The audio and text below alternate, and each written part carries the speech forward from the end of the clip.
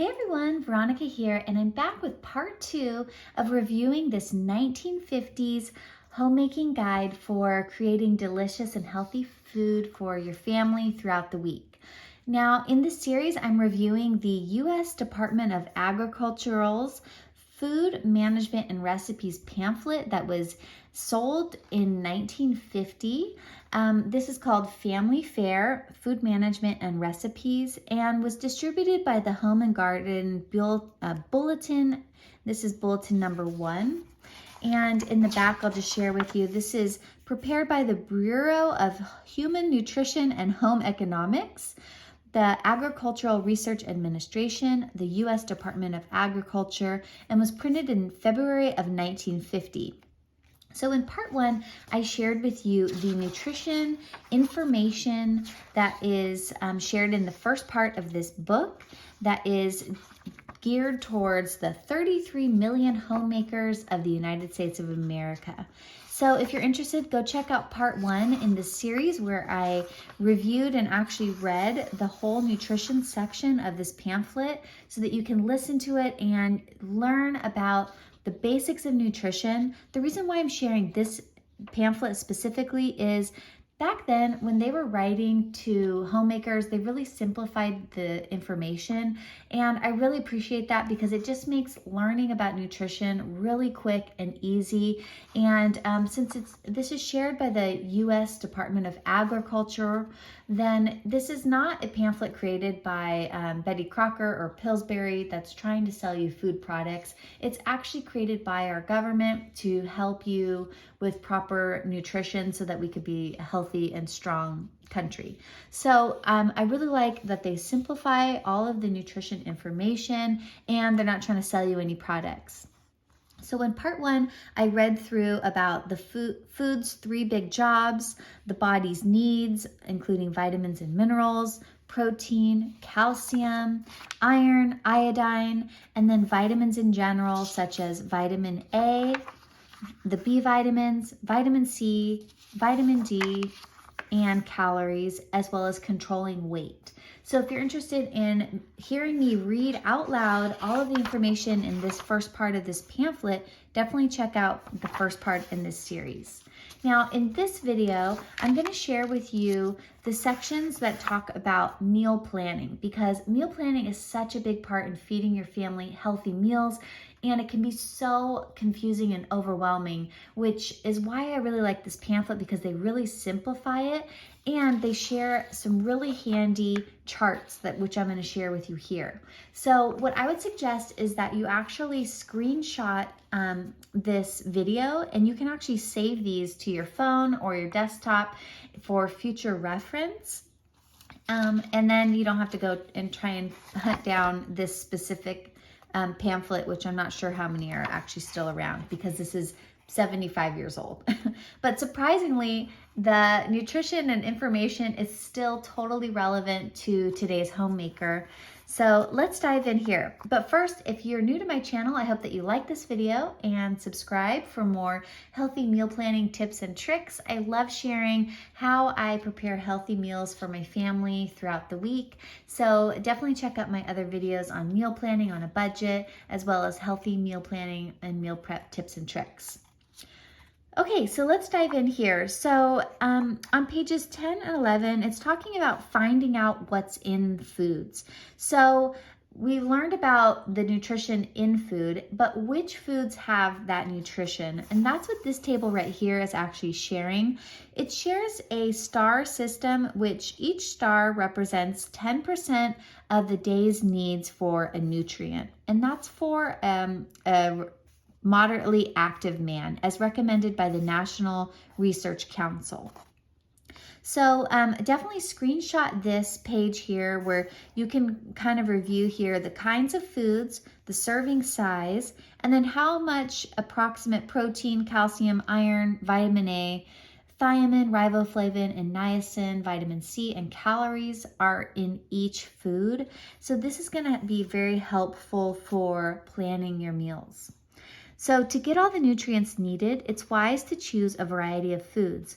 It is also important to get enough of the different nutrients from food. A food plan worked out by nutritionists, such as the one given on pages 14 and 15, is a handy guide. So let's head over and check out that food plan, because that food plan is really helpful. Okay, definitely screenshot this. I'm going to center it so that you can get a good screenshot. Now, this is titled A Food Plan for Good Nutrition, Quantities for 1 Week. The reason why I like this food plan here specifically is that it is tailored for a variety of types of people and their nutritional needs. For example, this category here shares the kinds of foods and the amounts in pounds or ounces for, say, a child ages 1 to 6 years old. And then it goes from children 7 to 12. Then it talks about from girls 13 to 20, boys 13 to 20 years old. And then for women who are not pregnant, and then for women who are pregnant and nursing, because we have different needs depending on if we're pregnant and nursing or not. And then for men of all activities. And then what you can do with this here actually is you can total all of the pounds up per category. So when you're going shopping for the week, you know, okay, I need to get this number of pounds of leafy greens, yellow and yellow vegetables, or this many pounds of citrus fruits and tomatoes. Here, potatoes, sweet potatoes, other vegetables and fruits. So it even separates it by those categories. If you consume milk and dairy products, it shares how many quarts of milk or equivalents like cheese and ice cream. I eat a plant-based diet, so I would slightly personally modify some of this. Like I drink soy milk instead of dairy milk, so I would probably plan for that much soy milk. Then it has categories like meat, poultry, and fish, the amount of pounds per person, the number of eggs if you eat eggs, and then dry beans and peas, as well as nuts. And if you're plant-based, what I would do for this chart is I would substitute the amount of pounds of meat for the amount of pounds of dried beans and peas. And then maybe I would do the amount of nuts here as ounces. Okay, and then other things like baked goods, flour, and cereals. So they really encourage whole grains in this diet plan, which I really prefer. If you don't have access to whole grains, they do say enriched, which means foods that are not whole grain but have had vitamins and minerals added back into them because they're processed. But they do really emphasize eating whole grains and not processed foods in this plan, which I really like. So then you can calculate that many pounds per person, as well as fats and oils, and then sugar, syrups, and preserves. If you're eating those, like maybe jelly or maple syrup, things like that. So definitely take a screenshot of this. I plan to be using this probably in an upcoming video where I'm going to share how I actually use this food plan, because I think this is really great for shopping, because you can basically use this as a guide for how many pounds to buy, because that to me is probably the hardest part to figure out, like how many pounds of citrus fruits do I need for my specific family? Like, you know, we have like a nursing mother, an active man, you know, children. So that's kind of how I would use this nutrition plan. Okay, let's keep going here. And then this here talks about what's in each food group. And also, as I'm flipping through, just screenshot this so that you can read further in detail, because I'm not going to read through like I did in the first video, but I am just going to share with you the rest of this pamphlet.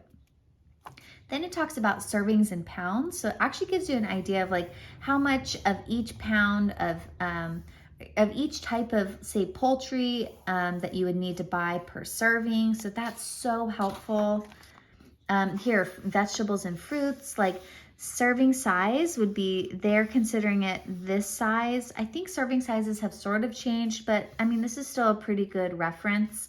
And then servings per pound. So for example, 1/2 cup of cauliflower is 1 serving, and then you get 3 servings per pound of cauliflower. So then when you're shopping, you know, if you buy a 2-pound cauliflower, you're gonna get 6 half-cup servings from it. So that is so helpful.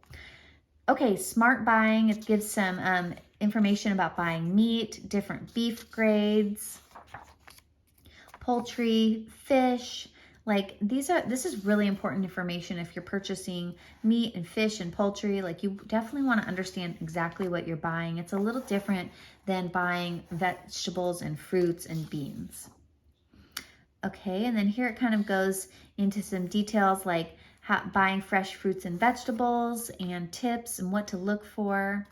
I like how brief this is. It's not a lot to read through. I actually sat down and read through this whole pamphlet one day in probably about 30 minutes or an hour. So, and then I kind of made some notes about like where I would want to go back to reference. Then it talks about storing food, which is really helpful. Main dishes, some ideas for that. Meat cooking guide, temperatures and cooking times. And then it gives you like basic information about how to prepare different meats, vegetables, legumes. It gives you some really basic recipes, which if you look back, I've noticed a lot of these are actually very common American dishes. So this was probably, our grandparents probably learned a lot about cooking from manuals just like this. Okay, and then it goes on about poultry, different roasting guides for poultry.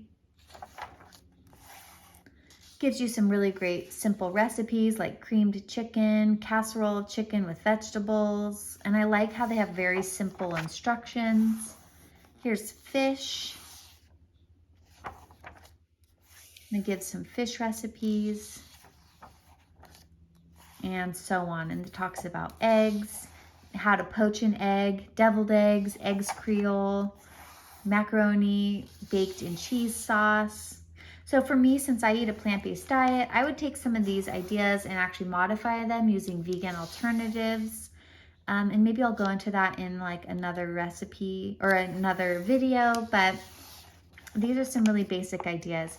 Here is boiling guide for vegetables. This is what I thought was really interesting for vegetables.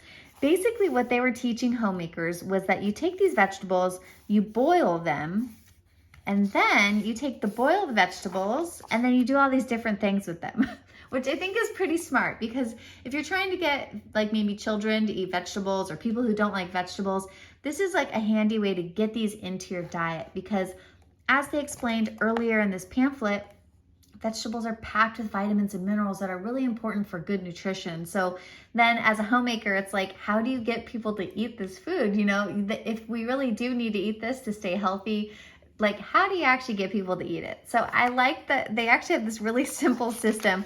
We have a lot of other ways of cooking vegetables these days, but back in the 1950s, they just did this. They boiled the vegetables, then they did ways to serve boiled vegetables.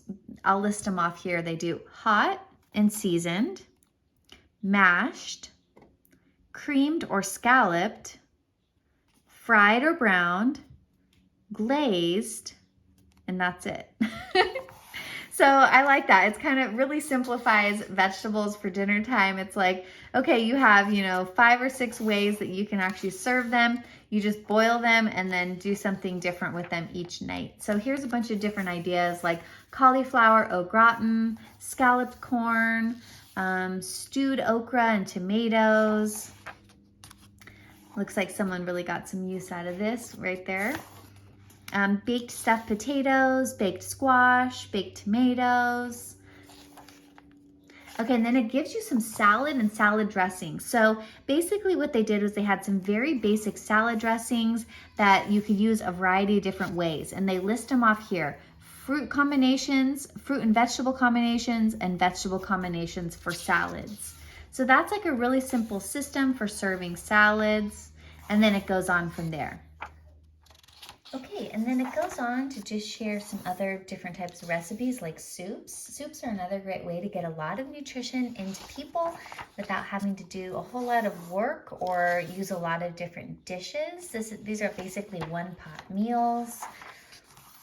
Then it talks about sauces and gravies. Now it has this recipe here for a white sauce. And what they did was they basically shared how to make a white sauce, and then they use that white sauce for the vegetables or for soups or for gravies. So I love how simple they really made cooking by just having a few basic staple recipes that you can easily modify and then use in a variety of ways. So this white sauce, they have a thin, a medium, and a thick sauce. Now the sauce just has milk, flour, and fat. And what this really is it's basically you use what's called a roux, R-O-U-X, which is used to thicken sauces, and then they just add milk to it. So the different ratio of the amount of roux that you make and then the amount of milk that you add to it, and then you use it for different applications. Like a thin white sauce is used to make cream soups, gravies, creamed and scalloped vegetables, eggs, fish, and meat. And then the medium sauce is used to make gravy, creamed and scalloped vegetables, eggs, fish, and meat. And then the thick sauce is used as a binder for croquettes and souffles. So I really like how simple they made that. Then they have some variations here like milk gravy, cheese sauce, egg sauce, and vanilla sauce. Then they have other sauces here like a tomato sauce or an onion sauce, a tartar sauce, hollandaise, honey and orange sauce, peanut butter, fruit sauce, and a sour cream sauce. Then they go on to have some breads and sandwiches. They have recipes here for a quick nut loaf. This is like a quick bread that's leavened with baking powder. Then they have spoon bread, which is basically a cornmeal-based bread. And then they have cornbread, which is one of my favorites. Biscuits, which were so popular. Biscuits are a great little bread to make because you just leaven it with baking powder. It's just basically flour, baking powder, salt, some fat, and some milk. And then muffins, yeast rolls. These were just all really popular breads that were prepared in basically I've found from like the 1920s and on. Most people were serving cornbread, biscuits, muffins, yeast rolls, and quick bread loaves like that, nut loaf. Then they also have like waffles, popovers, griddle cakes, which are pancakes. Those are still recipes that are really popular today. Then they have sandwiches. They do like hot fish sandwiches, hot meat salad sandwiches. These are things like I bet my husband would love a hot meat salad sandwich. I'll have to make that for him. Okay, and then they have sandwich filling ideas like sliced meat, chopped or grated vegetables, peanut butter, or baked beans. So I really like the simplicity there. Then they have some dessert ideas, a two-crust fruit pie, pecan pie, cream pie, meringue, graham cracker shell, a sour cream pie, lemon or lime chiffon pie, a pastry. They have some baking guides here, white layer cake, chocolate layer cake. And I love how this one pamphlet here has all these types of recipes. These are very simple recipes that can be easily modified. And it doesn't overwhelm you in the kitchen, by having too many options. A fruit cake, an upside down cake, spiced prune cake, 7-minute frosting, confectioner sugar frosting, lemon filling, cream cheese filling, gingerbread, dried fruit bars, peanut butter cookies, oatmeal cookies, brownies, molasses snaps. And like I said earlier, screenshot these pages here and you can save these recipes to your device. Okay, and then it keeps going. There's apple brown betty. It's one of my favorite types of desserts. Basically, sugar, cinnamon, and salt mixed with some breadcrumbs, tart apples, and fat. And it's kind of like a pie, but you don't have to make a crust. Okay, and then this is another page I love because it's so simple. It gives you a lot of great ideas and it's a quick reference. It's called Ways to Use Leftovers. So if it's good food, don't throw it away. Little leftovers or big ones fit into many dishes. A switch in recipes here or a novel dessert there, and your leftovers are put to work in interesting ways. So it goes like ways to use egg yolks, ways to use egg whites, ways to use cooked potatoes. They have croquettes, fried or creamed potatoes, meat pie crust, potatoes and cheese sauce, stew or chowder. Ways to use cooked snap beans, lima beans, corns, peas, or carrots. How great. Bread, how to use leftover bread, slices, dried crumbs or soft crumbs, ways to use leftover cake. And then just a quick view of cooking terms for reference. And then how to substitute one ingredient for another. So instead of using like a square of chocolate, you can use 3 or 4 tablespoons cocoa powder plus a half tablespoon of fat. So that's really helpful because a lot of times I do substitute ingredients in recipes. And then lastly, it shares measures and temperatures and then an index of all the recipes. So anyways, I hope that this was helpful for you. I really loved going through this 1950s nutrition manual from the USDA. And yeah, check out my other videos. I have a whole playlist where I share vintage cookbooks, where I flip through and read them with you, and we can explore the world of vintage cooking together. So I hope that you like this video and subscribe to my channel, and I'll see you in the next one. Have a great rest of your day. Bye.